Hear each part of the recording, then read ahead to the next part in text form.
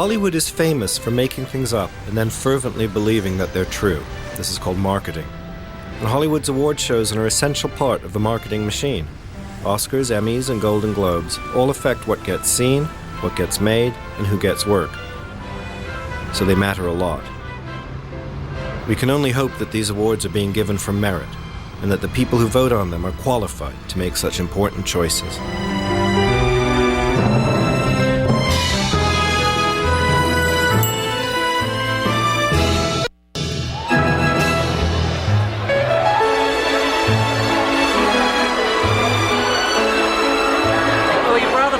So proud of her. Months and months of rehearsal, all the black and blue and the sore knees, and here we are. Here she is. Well, you know, it's always touted as being a little more low-key, and it is fun because you have television artists and movie artists in the same room. There's a kind of a loose, sort of free-spirited feel to the whole evening. But make no mistake, it's an important event. People are here. It means a lot to their films and their television shows, and of course they'd love to win. It's hilarious. It's a circus. I'm all for the circus. Yes.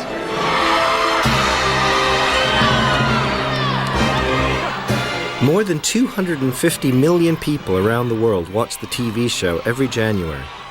But rumors keep seeping out that Hollywood's biggest party of the year is actually some kind of weird scam.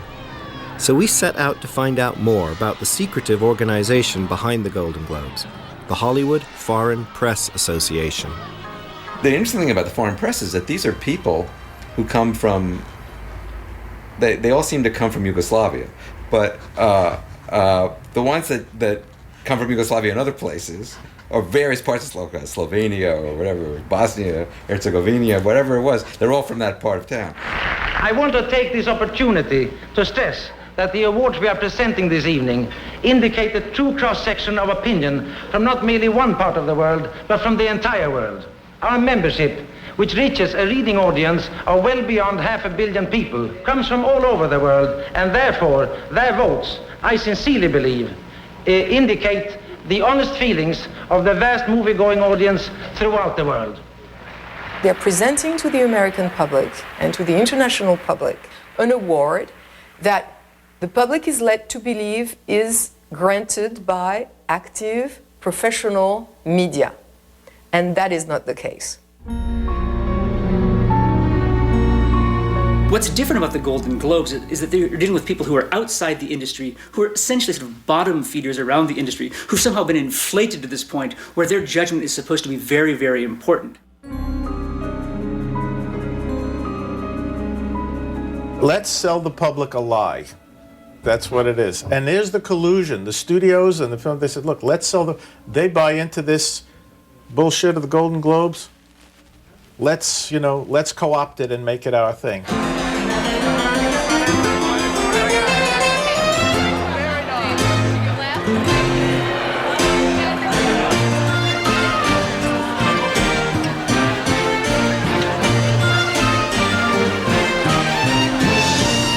I understand why somebody says, how can 88 people decide what's the best picture? Well, 88 people decide what's the best picture to them, and the rest of the industry goes along with it.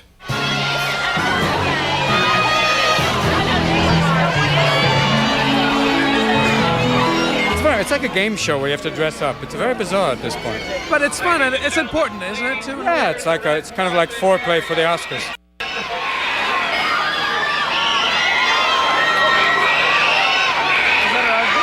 The Academy Awards have moved their date up about a month.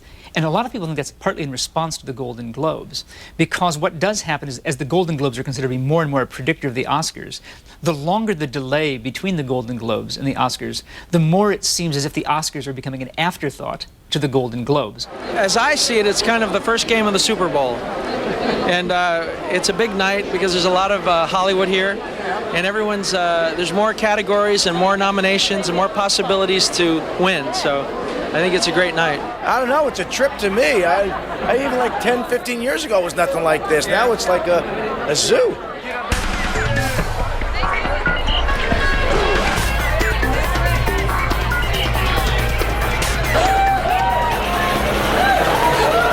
Golden Globes has just become this massive free-for-all, and it become this huge ratings bonanza, and everybody laughing about it like it doesn't really matter, despite the fact that me and other journalists have written about it for many years, because it matters to me that it's on national broadcast television, and it's a joke. How about this?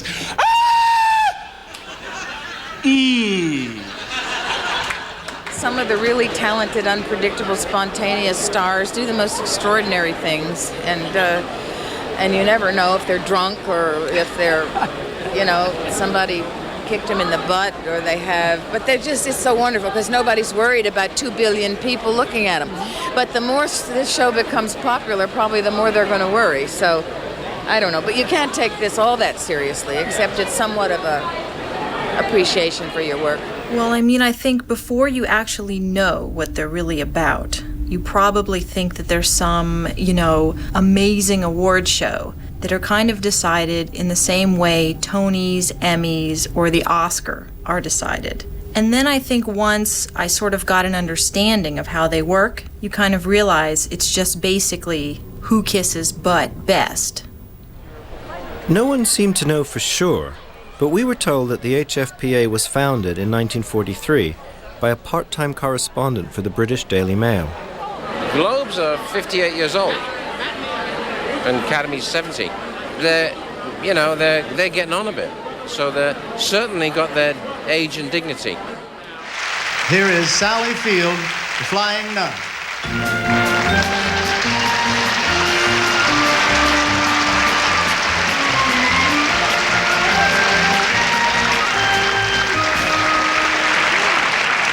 I want to thank all of the members of the foreign press for presenting me with this award. I'm not really sure whether the Golden Globes is as funny a joke as people would like to think. You know, I mean, at some level, it's really hilarious that these people who basically don't really do any film criticism pass out awards every year, and that it's broadcast all over the world, and that industry spends lots and lots of money to actually try to win those awards. That's funny. At another level, it's sort of a symptom of perhaps what's wrong with the film industry and maybe the culture as a whole. We tried contacting the Hollywood Foreign Press Association every way we knew. We phoned their offices, we emailed their president, we even faxed all the members. But nobody, not even their publicist, would talk to us.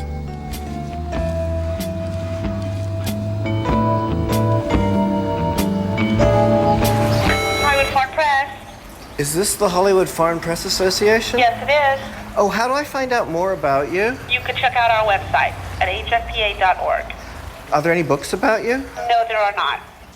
Are there, like, members upstairs I could meet? No, I'm sorry, there is not.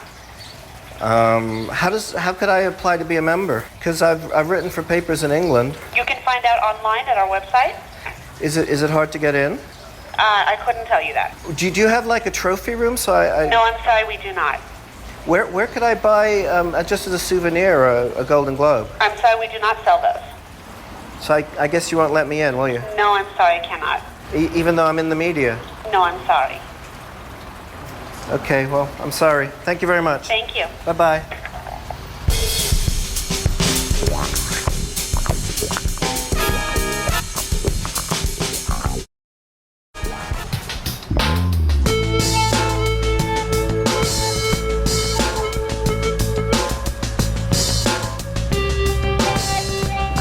Globes because, like most other people in the country, I thought it was a legitimate award show until I moved to Hollywood and heard everybody kind of snickering in whispered tones or in asides, even in the newspaper in parentheses about the Golden Globes. And I started asking around and say, why are people always making these sort of smart remarks about the Golden Globes? And people would sort of laugh.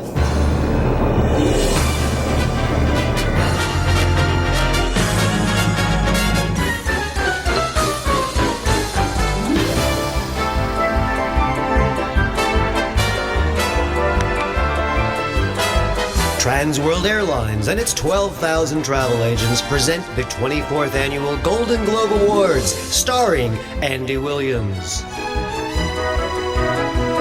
I've never been nominated for a Golden Globe, and I'm sure I never will. I've made 13 feature films.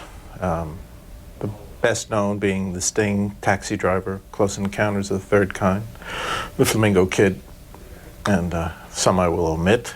All in all, my films have gotten 23 Academy Award nominations. You're just lucky and blessed if you have that in your life, and it feels different from every other award. It feels, because it's universally, it's like the American Express card.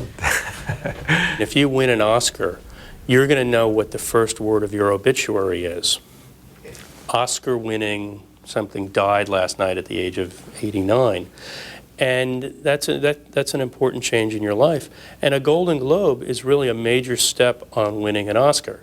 However, you would prefer not to have the first word of your obituary be Golden Globe winner or something. You'd rather have Oscar winner. But still, I guess it's better than nothing.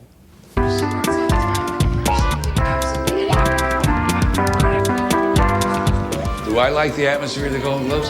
Yeah, I do. Because they fool around a lot, you know. I mean, I've seen, I don't know if you heard the speech, but I've seen some of the greatest things I saw here. Wild. Well, look at last year, you know. Woman caught in the toilet. Yeah. God, I loved her. I'll tell you an anecdote, actually, with The Sting. I was approached by a member of the Golden Globes who asked me if I could deliver Robert Redford to the Golden Globe dinner or luncheon, whatever, I don't remember what it was, and told me that if I could, he could get an award, but if I couldn't, that he couldn't get an award. Meaning a Golden Globe? A Golden Globe, like yeah. Best actor? Well, actually, it didn't get that specific, but that's what it sounded like in my ears. I didn't like the smell of that. Thank you very much, and good evening, and welcome to the big, wide, wonderful world of entertainment. I say that because tonight we're playing host to the Hollywood Foreign Press Association Golden Globe Awards, which honors outstanding creative achievements in motion pictures and television. And at that time, the Golden Globes were really looked down upon, and stars didn't go. They considered it very beneath them. Very different from today. The winner is Rex Harrison, My Fair Lady. Accepting the award for Mr. Rex Harrison, the delightful housekeeper for My Fair Lady, Miss Mona Washburn. The winner is Peter O'Toole. Accepting the award for Mr. Peter O'Toole, Miss Angela Lansbury. The winner is Dame Edith Evans. Accepting the award for Dame Edith Evans, the British director J. Lee Thompson. Accepting the award for the composers Norman Newell and Riggs Otolani, the young actress and former Miss America, Miss Marianne Mobley. The winner, Dustin Hoffman for The Graduate. I'm sorry I couldn't be here tonight. The Golden Globes was not very respected in Hollywood when I first got here in the 70s because it's not an award by our peers. It's not an award from filmmakers. It was, at that time, there were 42 voting members in the Golden Globes. Nobody really understood their mechanism, and they were basically little old ladies from Belgium who wanted to be able to have lunch with an actress so they could write a nice interview and get good credit at home for doing good work. Do they? I don't even know if they write. I don't know who they are. Hopefully you can tell me, but are they really writers? Like, who are they?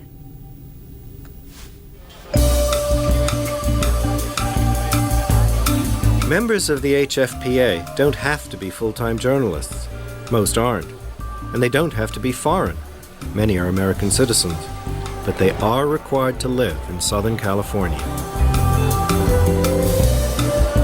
In the early days, publicists would seek them also because the whole idea of exposure was, fine, get an award, get any award. Well, the Piazza d'Oro story, which was when her husband, producer Michelle Merklis, flew several members of Hollywood Foreign Press to Las Vegas and wined and dined them, And then, lo and behold, as if by chance, his then wife, Pia Zadora, was named, was it, I believe, Best Actress, or was it Best Actress as Most Promising, female. Best New Female Star. But what I got from it was good. Little Danny. Just the father of my babies, Wash Gillespie, whose father owns this mine. In its February 22, 1982 issue, People magazine picked up the story. At first, the Hollywood Foreign Press Association's choice to receive its Golden Globe Award, Best New Star of the Year in a Motion Picture, seemed merely unlikely. Pia Zadora was, to put it mildly, a long shot in competition with favorites like Elizabeth McGovern and Howard Rowlands for Ragtime and Kathleen Turner for Body Heat. More mysterious, though, was the fact that Butterfly had not yet been released in the United States, so almost nobody in Hollywood had seen Zadora's portrayal of a nymphette who tries to seduce her backwoods father. Had her husband, mega-millionaire Meshulam Riklis, 58, somehow bought the prize for his saucy, sexy 26-year-old second wife? On November 4th, he invited a dozen members of the foreign press who were in Las Vegas to a night at the Riviera so they could catch Pia's act. 6 weeks later, another small group of voting members enjoyed lunch and a private screening of Butterfly at Riklis's Beverly Hills mansion. Riklis denies any impropriety in his method of wooing the foreign press corps. These rumors are ridiculous, he insists. The bylaws say okay to a screening in the home. Other people take the judges out to fancy restaurants. What's the big deal?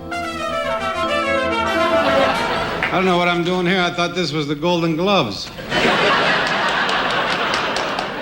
Oh, I'm flattered to be here at the Hollywood Foreign Press Awards and dinner because French lamb chops, mint jelly, and green peas. Oh, excuse me, some guy with the menu just walked by. They don't care about film. They're giving an award, which we care a lot about, our films. And they're giving an award, and they're more interested in the shrimp on the buffet table than in actually seeing the film or thinking hard about it. Whether you get to meet them or not, you can certainly get to know them pretty well by looking at their websites. One of my favorites is Yola. This gives you an idea of what an HFPA classic website looks like. Her website's in Polish. Yep, that's her in front of her car, her with her Great Dane, and her with her finger in the air. Their websites show you how they spend their year. They go to studio-sponsored screenings, parties, lunches, and charity events, all leading up to the annual Golden Globes show.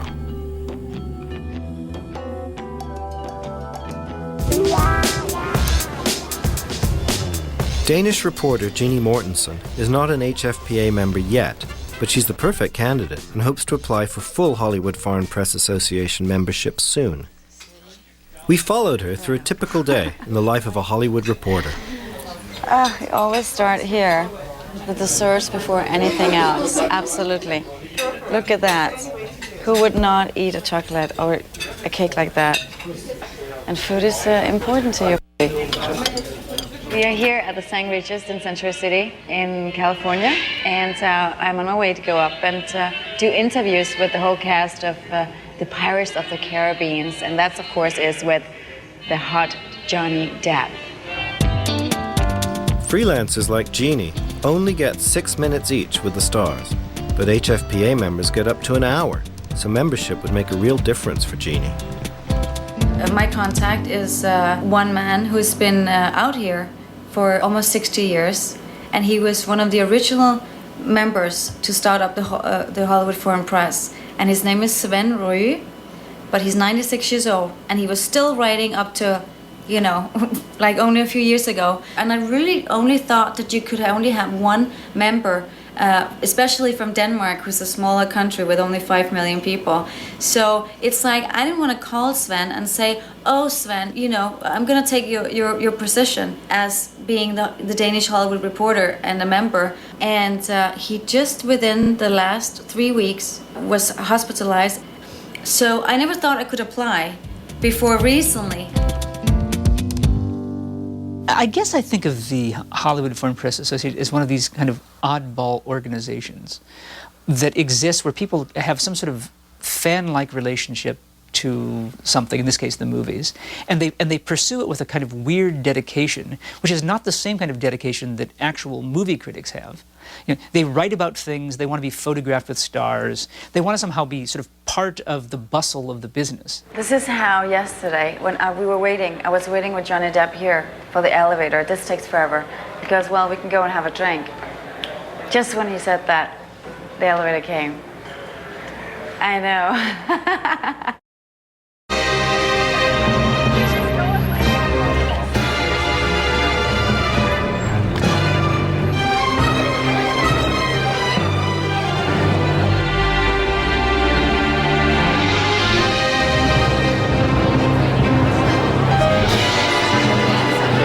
Box, and you can tell by the ribbon, a women's box. And inside, among the gifts I'll get, it's a digital camera, got a watch, Christian Dior, Shirley MacLaine, Julia Roberts, Harrison Ford, Michael Douglas, Winona Ryder, they all received these. And you'd be surprised. You think some of these people who make $10, $20 million a movie could easily go out and buy this. But they're like little kids. They get very excited. And when we presented this to them, they were like, they couldn't believe it. And, you know, oh my God, I don't have one of these. Oh my God. Dennis Quaid, like when his son opened it up, with his son with Meg Ryan, he got to keep the walkie-talkie. He already told Dad he was going to get those. Everybody likes to get a present. Everybody likes to be acknowledged and just to say thank you. And this is kind of our way of doing it. Foreign press has changed over the years. Foreign press, when I first started working in this town, was a small band of people who were journalists, certainly in their countries. I considered them primarily movie fans. I considered them as people who liked the movies, who loved the glamour of it, and they got themselves a column someplace because that got them into the industry. They were people who had other professions because they certainly couldn't they couldn't live on what they made as journalists primarily. There are certainly some of them who do. But they were a little band who stuck together and they were fans. I'm going to phone up a few of the members of the HFPA and see if they'll talk to me.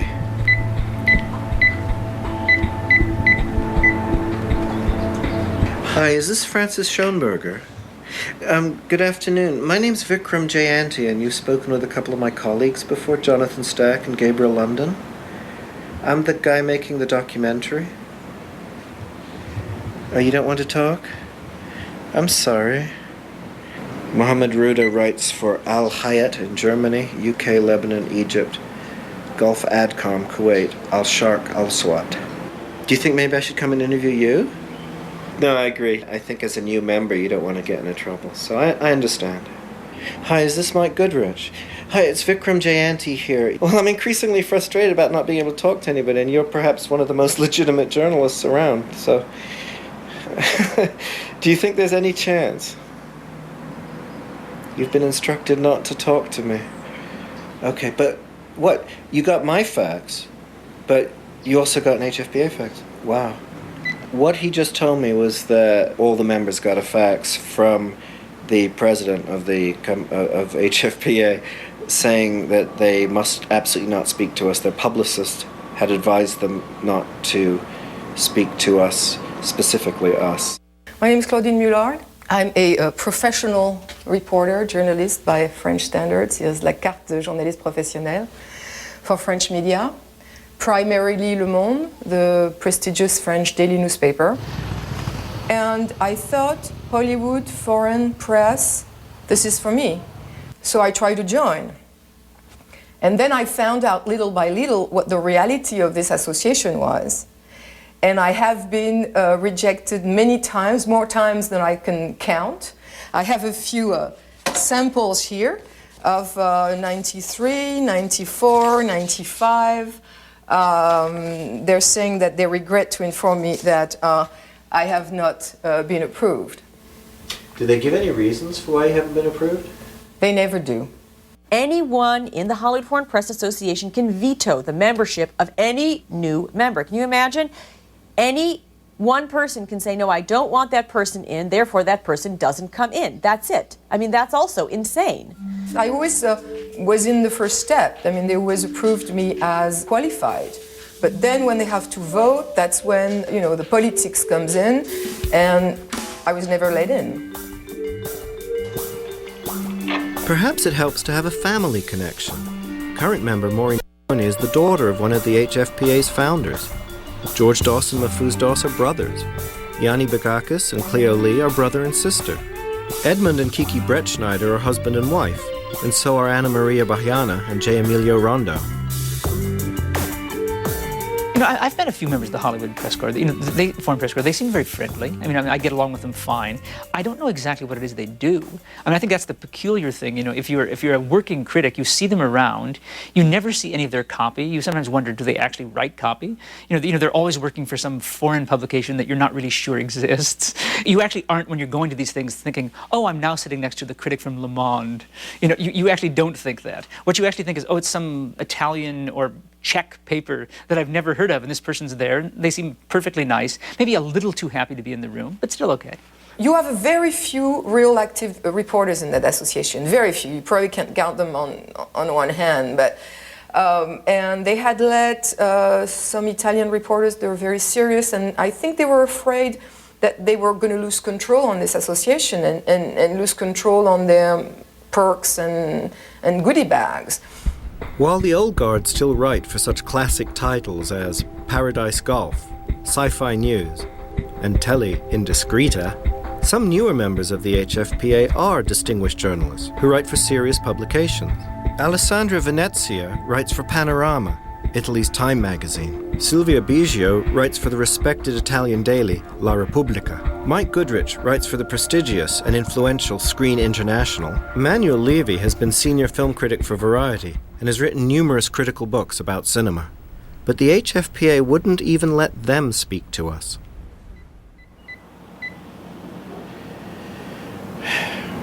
Okay, I'm calling Michael Russell, the publicist, HFPA publicist. We're being referred to him. I'm going to try one more time to ask if there's any chance that we can speak either to any members or the president or anything of the HFPA. You don't want to be interviewed? So I don't really have any chance, do I? Okay. Well, I tried. Thanks, Mr. Russell. Bye-bye. He said the group wants to protect the Golden Globes, and the emphasis is nothing personal, but the emphasis is very much on the celebrities, and it's a very good thing. It seemed weird that a group of journalists would not speak to a fellow member of the media. But then we found the footage from the last time that HFPA members were allowed to speak openly, on a news program from 1996. This is what the investigative reporters found out. So who are these people really? Well, HFPA member Ida Takla O'Reilly does write for an Egyptian magazine, but in fact she's also a full-time professor at Cal State Los Angeles. And what about Mahfouz Doss?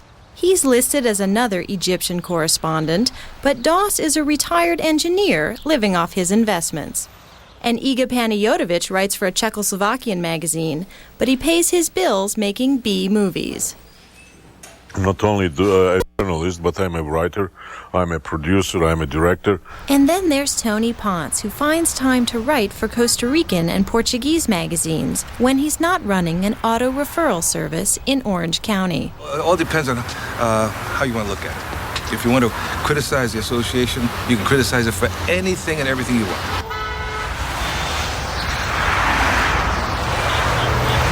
The stories about them were just legendary, one after the other. I don't think they do this quite so much right now, but when I started reporting on them, which was back in, say, 95, filling their purses with the food from at the screenings, or shoving a bottle of champagne in the pocket as they go out, it was just, it was comical. You get all these gifts from the studios at the end of the year, which is really nice. HFPA member Maureen Dragoni has gotten so many goodies from the studios, she barely has room for them all. This year alone, she's received a pair of Ray-Ban sunglasses. From the producers, I presume, of Men in Black. A picnic basket from Universal Studios. It has the plates, it has the wine glasses, and it had wine in it. and some luggage to promote Richard Gere's Red Corner. See, it's pure leather. See, it squeaks.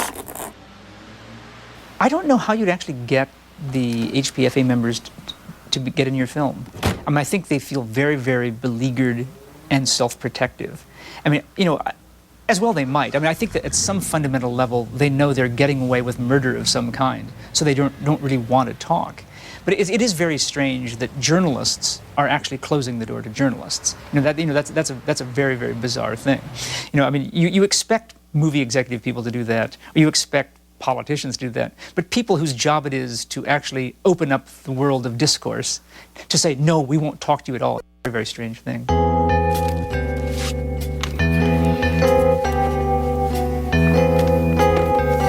Rex Reed says, with her bee-stung pout and undulating child-woman hips, Pia Zadora is an American Bardot. Rex Reed was always an insightful critic, wasn't he?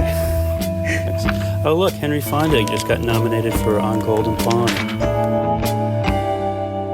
CBS had canceled the Golden Globes, which they had had on for, I think, 3 years after the Pia Zadora show. It was widely reviled, the choice of her getting this award. Laughter was heard throughout Los Angeles. And it was one of the first times that the public were kind of made aware of how easily manipulated some of the awards were in that era. But I think if CBS thought they had a big money maker and it was worth it, they would have kept them.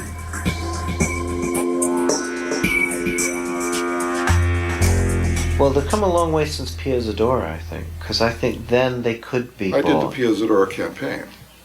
You did? Mm-hmm. Well, it worked. Mm-hmm. You did the Pia Zadora campaign? Because that's like legendary.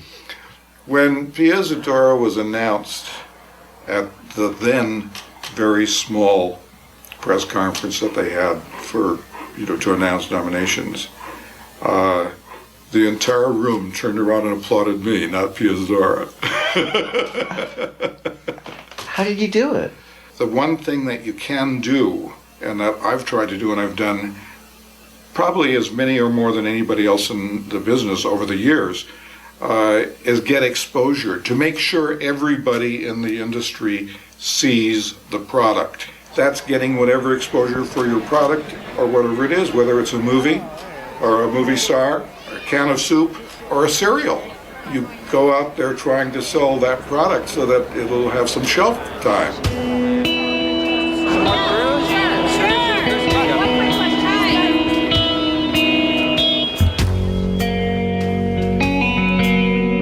I think that the biggest change I've witnessed in the film business since the early 70s is that the marketing department has moved from the back of the bus to the driver's seat.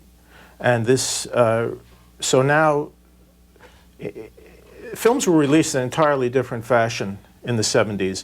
A couple of theaters in each city. Most of the money was spent on print. Basically, if your marketing campaign didn't work, you revised it. Today, there is no second chance. If you don't open, you're dead. You lose theaters right away. And so there is a tremendous amount of anxiety that your picture better open.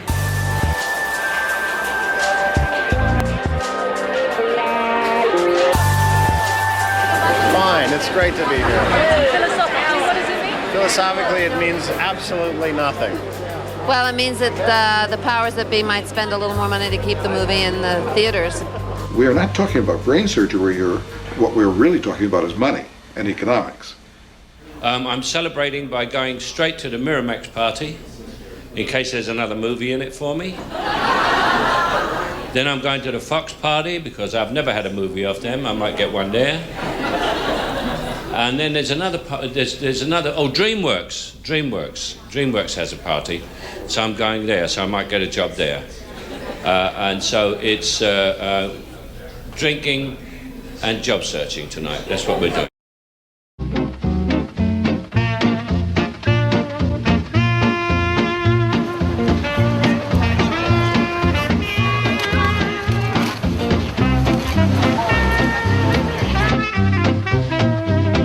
The brutal truth is that real film critics get the creeps from what the kind of hangers-on and junketeers do.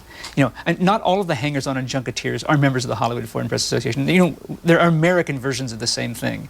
But my flesh just crawls when I'm sitting at a table and somebody asks some really embarrassing question about what their person's favorite color is, you know, or in fact suggest that the person is just so beautiful it's really unbelievable, and you can see the stars kind of like cringing, and you know the people who are actually serious kind of cringing, and the other person just blathering on and on and on as if this was the most fun thing in the entire world.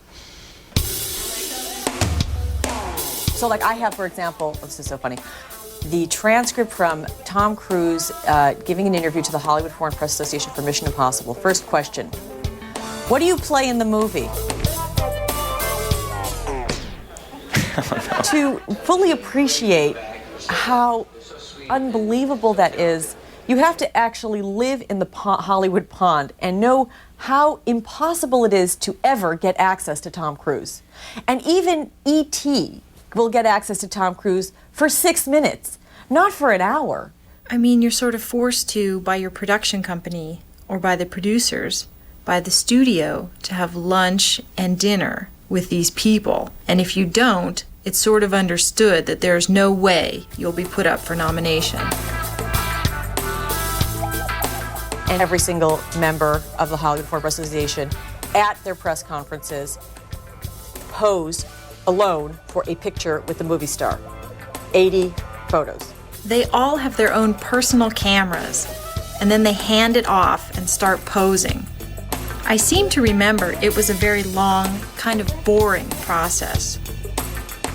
I felt gross.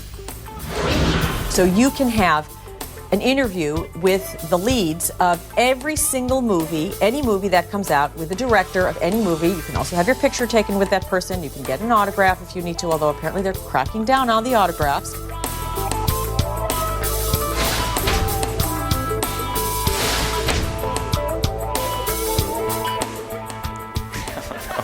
I just want an award. Do I have to go back to that? I just want to have fun, you know? Sure, I really enjoy seeing when a parishioner of Scientology wins a Golden Globe or an award that's prestigious, because it really shows that they're winning in their career, and that, you know, they've been able to overcome the obstacles that they need to reach their goals, and you know, now they're in a position where they can possibly, if they choose, set an example for others, and everyone wins that way. So sure, I think it's great. I think I have about 300 different pictures with different celebrities. Mel Gibson, who is just a fantastic actor and been in a marriage for more than 20 years. That's quite inspiring for somebody here in Hollywood. This is Janet Jackson, who is his music I've always loved, and she was just going through a divorce. So as a fellow tourist, I just went up there and said hi. And it's hard sometimes. What are you gonna say, And then Steve Martin, who makes everybody in the world laugh. He's just amazing. He's single now, and it seems like he's been through, a lot of relationships. I think he's a workaholic. It's been hard for him to find the perfect one, which is really sad. It's hard. It's like, you're gonna say, oh, please, can I make you happy, People's relationship to celebrity is so powerful and yet so distorted. And there's like a lot of these people are just a slight step above the people when you're at Cannes, for instance, and a star is walking nothing, they just want to run up and touch them. I remember once walking down the Croisette with Quentin Tarantino, and people just trailed behind us. We got some of that same feeling sometimes when we'd go to a junket screening with some of the foreign press people. They were like the people trailing behind you, except they actually had a microphone and a semi-official job, so they were allowed to do it, and the person had to talk to them. There's not a secret the implications that these nominations have for Academy Awards. What does that mean for you all? Well, yeah, they say it's the road to the golden bookends, but hey, I'll just follow the road and see what happens. I'm just here. Well, I'm just going to relish this. I'm not really looking ahead right now. This is a tremendous honor, and I don't want to project out. This is just fantastic. I'm really very, very satisfied, and I don't want to speculate, but this is great. I think if you're totally shut out of the Golden Globes, where you were favored, it can hurt you in the Oscars. only because there's a lot of impressionable people that vote for the Oscars. And so they say, well, it didn't win the Golden Globes, and maybe it's not as good as I thought. For example, Antoine Fisher this year got no Golden Globes, and that kind of killed their chances at getting an Oscar. And I think that had something to do with it. And with Antoine Fisher, it's significant. Something else to note about the Golden Globes is they do not have a single African member in. There's almost no one of color, and there is not a single African member. Now, if obviously there, I don't know what the African publications are. There must be some. It's a continent.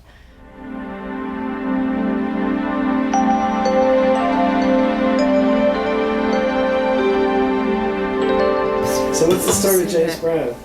Well, he's actually the reason I became a journalist. I was always into his music. Living in Denmark, it's kind of not maybe as usual, to have somebody who's like 13 and loving James Brown like I did. So I started going to concerts. He actually pulled me up on stage and danced with him one time, and another time I fainted because I hadn't been eating for like 5 days. And when I was about 17 years, I was backstage at a huge festival in Denmark, and he recognized me, from all this time, and he had seen me.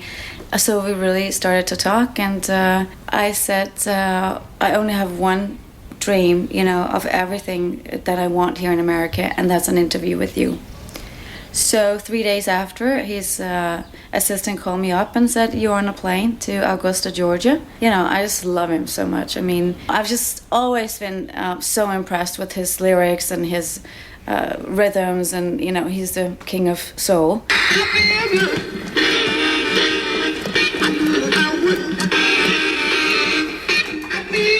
Interviewing James Brown gave me the biggest confidence of just being around celebrities or interviewing celebrities, because for me that was the top celebrity that I could interview. So once I've done that, I could interview anybody for sure. What makes a woman sexy? Whoa. What makes a woman sexy? Oh, well, you start with the eyes, you start with the face, and then you move down from there to, So, do you like Danish in the morning, though? I like Danish, yeah. I love Danish in the evening more. It's like, now easy. Wait for it. Do you feel, Ben, that you had your dream role yet? Whew, that's a good question. Well, you meet the dream girl in this movie. The dream girl, that's the dream girl, yes. The dream role, I don't know, that's hard to say.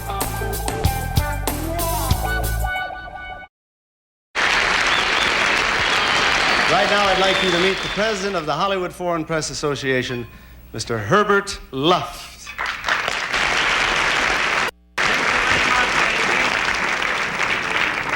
Ladies and gentlemen, the Golden Globe not only represents an award for artistic achievement in the cinema and television, but also symbolizes global responsibility.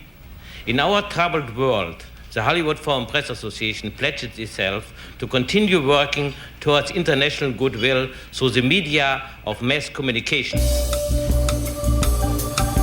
The HFPA's self-described mission is to foster cultural ties between foreign countries and America by celebrating American values and way of life through the movies. They may have done their bit to promote American values, but more than anything else, they've become avid participants in our culture of celebrity, and it seems to have paid off.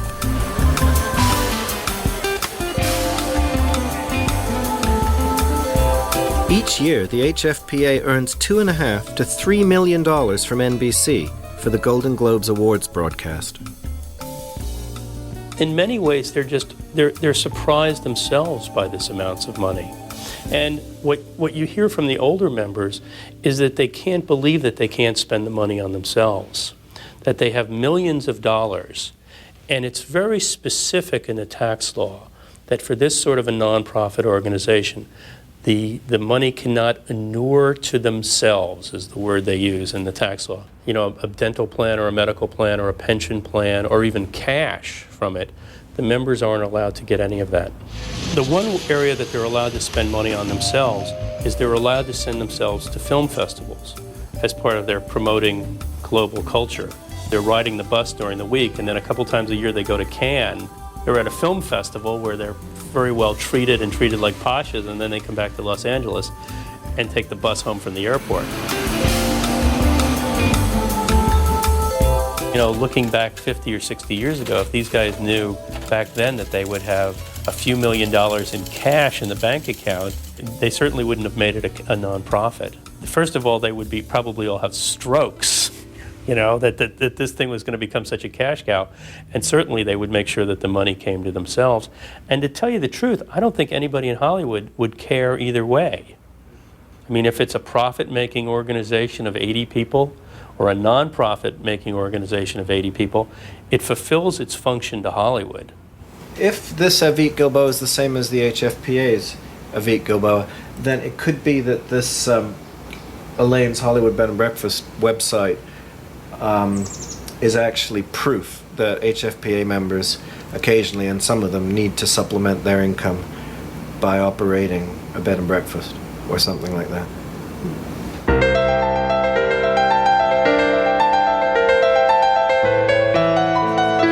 It looks like everyone else in Hollywood makes money from the Golden Globes, but the HFPA membership's main benefit seems to be to rub shoulders with the stars.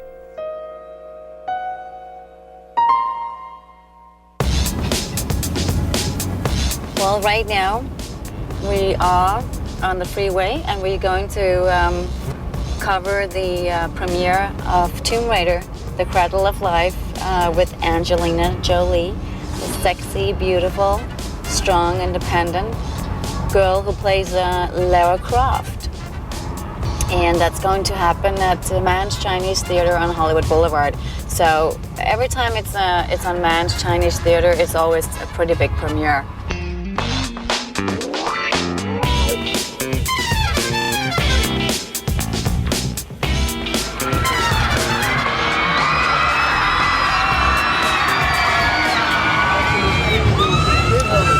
She's working our way down. After 20 million years, we're finally seeing her. She's here. I'm sorry, tell me who you are again. Who are you with? Hollywood, actually, Denmark. And Germany, actually, as well. No, TV. We're here. Okay. Can we keep it to one question? Two when you share. The funny thing is that people think, oh, it's great to sit there and interview them. But there's a lot of preparation before to see the movie and, of course, prepare what you're actually going to ask at these interviews. It's not always easy, depending on who it is and how famous that person is. You love Chinese food now, huh? That's what they say. I do love Chinese food, yeah. Well, they introduced me to the best Chinese food. What's your favorite scene in this movie now? I like the scene when Simon and I fight. I like the rifle drill and our big fight with the terracotta warriors. Not just from Denmark, for a lot of people, it seems like living in Los Angeles and doing what I'm doing, surrounded by celebrities and interviewing them, one-on-one. It seems so glamorous, but, I think it's far from the truth. Because you have to remember, everybody who is here from another country are sacrificing, their family.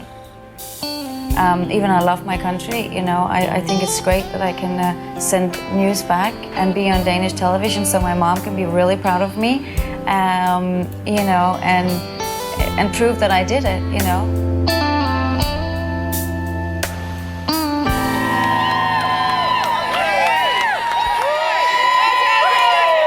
It works because everything that that glitters is gold in Hollywood, and the Golden Globes, the marvelous statuette, everyone wants it. People want awards in Hollywood. The more you have, you can see, the more they get them, and they want awards. So I think this has been the primary reason why this association has worked. As long as it glitters, it must be gold.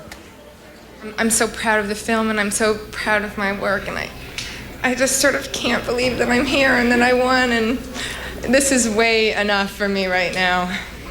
Oh, if I were nominated for a Golden Globe today and I were asked to do everything I could to deliver a star, I certainly would. I'd twist every arm I could, because it would put money in my pocket.